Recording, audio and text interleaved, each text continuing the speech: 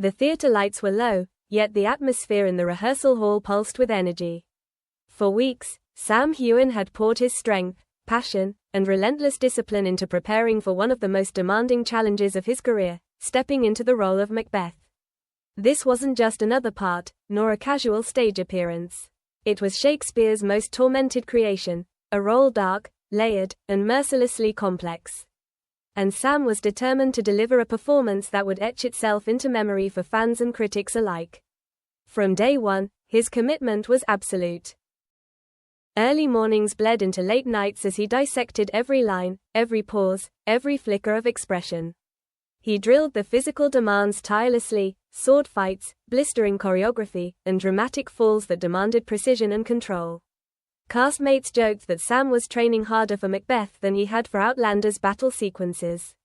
Behind the humor, though, was respect. They could all see the fire in his eyes. On this particular day, the rehearsal room felt heavier, charged with tension.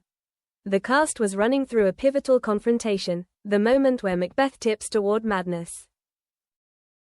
The air bristled as actors shouted lines with raw intensity, bodies clashing in a storm of calculated chaos.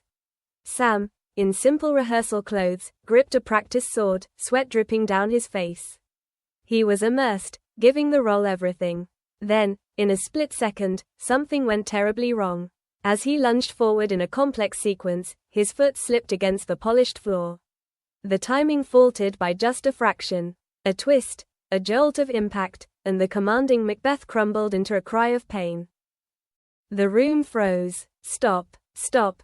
Someone yelled as Sam collapsed, clutching his leg. The wooden sword clattered beside him. At first, some thought it was still acting. Sam was known to push through stumbles without breaking the moment. But the anguish carved into his face was unmistakable. It wasn't theater. His jaw was clenched, his breath rapid, his hand pressed tightly against his thigh. Suddenly, the room erupted into chaos. Stagehands rushed forward, actors knelt beside him, and the director shouted for medical help. In an instant, the powerful warrior became a man consumed by agony. "I can't move it," he whispered through gritted teeth, his face pale. Alarmed glances passed between cast members. This wasn't a simple bruise or pulled muscle, it was far worse. Minutes stretched into eternity as they carefully lifted him onto a stretcher, desperate not to worsen the injury. The silence in the room was suffocating, broken only by Sam's strained breathing and urgent voices calling for an ambulance. Moments ago, he was rehearsing destiny. Now, he was locked in a fight against pain. As he was carried out, close colleagues followed, fear etched on their faces. The director, usually unshakable, looked rattled. The production team whispered anxiously. Could Sam recover in time? Would the role need recasting? No one dared speak the questions aloud. What hit everyone hardest wasn't the delay to rehearsals, but the sudden fragility of the man they admired. Sam Heughan, the actor known for braving freezing shoots, brutal battle scenes, and relentless schedules, was now vulnerable. And that vulnerability pierced the hearts of all who witnessed it. The wail of sirens grew louder as the ambulance neared. Minutes later, Sam was being rushed through the city toward the hospital. Outside, fans gathered at the theater looked on in confusion as emergency vehicles pulled away. Rumors spread instantly. Something had happened, but no one knew what. Inside the rehearsal hall, silence lingered. Props lay abandoned across the stage, the fallen sword like a symbol of Macbeth's defeat before opening night. Everyone waited for news. How bad was it? Hospital lights glared cold and sterile, a brutal contrast to the shadowed stage where disaster had struck hours earlier. Sam lay in a quiet room, surrounded by doctors and nurses working swiftly. No official diagnosis had been released, but whispers among the staff hinted at something more serious than anyone had first hoped. Meanwhile, outside those hospital walls, word of the accident spread like wildfire. A few uncertain tweets snowballed into a frenzy. By nightfall, #Pray for Sam was trending worldwide. For Outlander fans, the shock felt deeply personal. To them, Sam wasn't just another actor, he was Jamie Fraser, the indomitable Highlander who had endured unspeakable trials on screen. Knowing the man behind that hero was suffering ignited a collective grief. Fans flooded timelines with memories, His laughter in interviews, his tireless charity work, the countless times he had stayed late to greet admirers. Each message was a reminder that this wasn't just a celebrity in crisis, but someone they truly cared for. The media pounced immediately. Headlines blazed. Sam Heughan hospitalized after Macbeth rehearsal accident. Paparazzi swarmed the hospital entrance. News anchors spoke in solemn tones, replaying his greatest career moments as though preparing a retrospective. Inside, his closest circle gathered. Catriona Balfe, his longtime Outlander co-star, was one of the first to publicly speak out. On Instagram, she wrote, "Sam has always been the strongest person I know. Please keep him in your thoughts. He needs our love right now." The post garnered hundreds of thousands of reactions in hours. Others followed suit. Directors praised his devotion to the craft. Fellow actors shared anecdotes of his kindness. Fans organized virtual vigils. Some lit candles at home, posting photos with the simple caption, "For Sam." Behind the scenes, his family rushed to be by his side. "They're shaken," a friend admitted, "but Sam's a fighter. If anyone can get through this, it's him." As days passed, official updates remained scarce. Doctors confirmed he was stable but offered little else. Speculation mounted. Was it a fracture, a torn ligament, or something worse?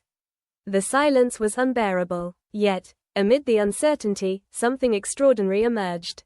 A wave of unity. Fans from different countries, languages, and backgrounds connected, driven by a single purpose, to support him. Online groups organized donation drives for his charity. Others stitched together video montages of encouragement, thousands of voices from across the world joining in one chorus of hope. Even critics softened. Writers who normally dissected performances with harsh precision spoke instead of compassion. "We forget," one columnist wrote, "that behind the stage lights are human beings, fragile, fallible, and yet brave enough to risk it all for art." Sam Heughan's accident is a reminder of the price of greatness. Back in his hospital room, Sam reportedly grew restless, asking if rehearsals were continuing without him. Those who knew him best weren't surprised. He had always put the work above himself. But this time, friends urged him to slow down, to think not of the stage, but of healing. For fans, the waiting was torture. Each silent hour stretched unbearably long. Yet their loyalty never faltered. If anything, it deepened. He had given him years of unforgettable performances filled with courage and heart. Now, they longed to give that strength back. On the second night, a crowd gathered outside the hospital. They carried candles, their faces lit by flickering light. They didn't chant or cry out. They simply stood together in quiet solidarity, a living symbol of love and hope. And the world held its breath. Would Sam rise again, as resilient as the characters he portrayed? Or would this accident mark a turning point in his career? No one could say, but one truth was clear. Sam Heughan would not face this trial alone. An army of fans, friends, and loved ones stood firmly behind him, ready to help him through the darkest act of his life. Outside the hospital, cameras continued to flash, and fans still gathered with candles in hand, whispering prayers into the cool night air. Inside, behind closed doors, Sam rested, the weight of uncertainty heavy in the silence around him. Doctors moved quietly in and out of his room, their expressions unreadable, while his closest friends waited anxiously for the next update. No official announcement had yet been made about the severity of his injury or whether he would ever step back onto the stage as Macbeth, or perhaps even onto any stage again. The world could only speculate, clinging to fragments of hope. Would this be the moment that reshaped the trajectory of his career? Or the challenge that fueled his greatest comeback yet? As dawn broke, the first rays of sunlight touched the city skyline. For his fans, it was more than just another day, it was a promise. A promise that, no matter what news awaited, Sam Heughan's story was far from over. And somewhere deep inside the hospital, perhaps even through the pain, he might have felt it too.